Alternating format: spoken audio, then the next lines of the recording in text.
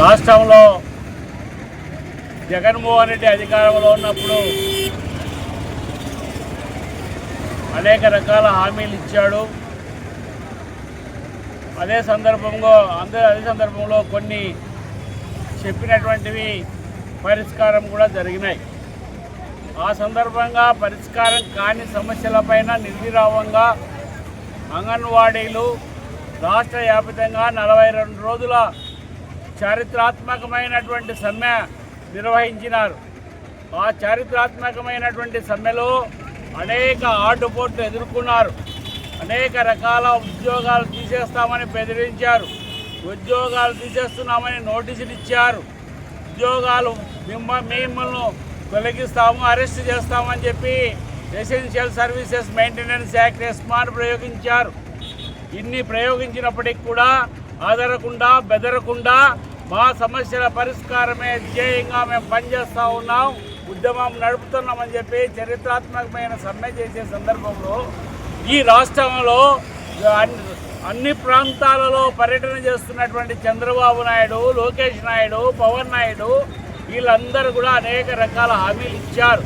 మెరుగైన జీతాలు ఇస్తాం, మా ప్రభుత్వం వస్తే మీ సమస్యలన్నీ పరిష్కరిస్తాం, కాబట్టి మీకు ఏ సమస్య లేకుండా చూస్తామని చెప్పేసి చెప్పారు. కానీ అధికారం వచ్చిన తర్వాత హనీమూన్ పీరియడ్లో అడగడం బాగలేదని దాదాపు 1 సంవత్సర కాలం ఎదురు చూసాం. కానీ ఏమాత్రము స్పందన లేదు. దాని ఫలితంగా ఈ 6 నెలలు 7 నెలల కాలంగా అనేక రకాల విజ్ఞప్తులు చేస్తూ ఉన్నాం.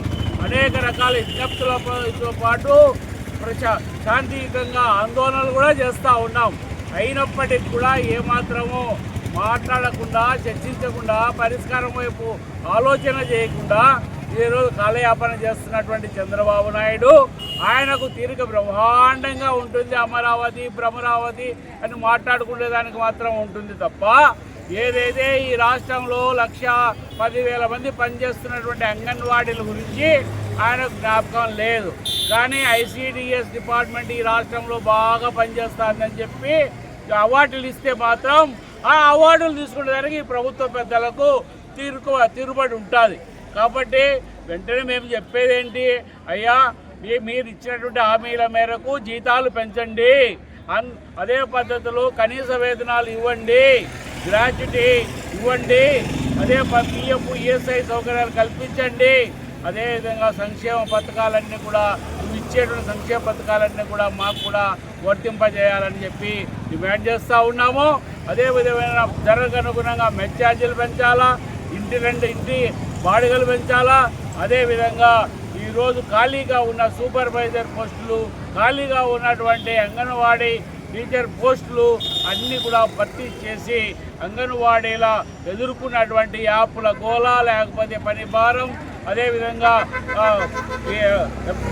ఫేస్ రికగ్నైజేషన్ యాప్లు ఇవన్నీ కూడా ఈరోజు వాటిని క్రమబద్ధీకరించి వారి పని భారం తగ్గించాలని డిమాండ్ చేస్తూ ఉన్నారు.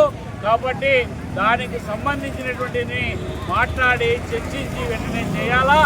ఈ ఆఫీసర్లుగా ఉన్నటువంటి ప్రిన్సిపల్ సెక్రటరీలు, కమిషనర్లు, డైరెక్టర్లు ఏమాత్రం ఉపయోగం లేకుండా మేము పోస్ట్మెన్ డ్యూటీ చేస్తామని చెప్తా ఉన్నారు.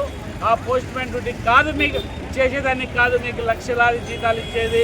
ఒక సమగ్రమైన రిపోర్టు తయారు చేసి ముఖ్యమంత్రి దగ్గర పెట్టి చర్చించి వెంటనే పరిష్కారం చూపాలని చెప్పి లేనిడలా రేపు మార్చి 2వ తారీఖున చలో విజయవాడ కార్యక్రమంలో విజయవాడలో అంగన్వాడీలు తమ ప్రతాపాన్ని చూపించడానికి సిద్ధమవుతా ఉన్నారని చెప్పి ఏఐటీసీ, సిఐటియు ఈరోజు హెచ్చరిస్తూ ఉన్నారు.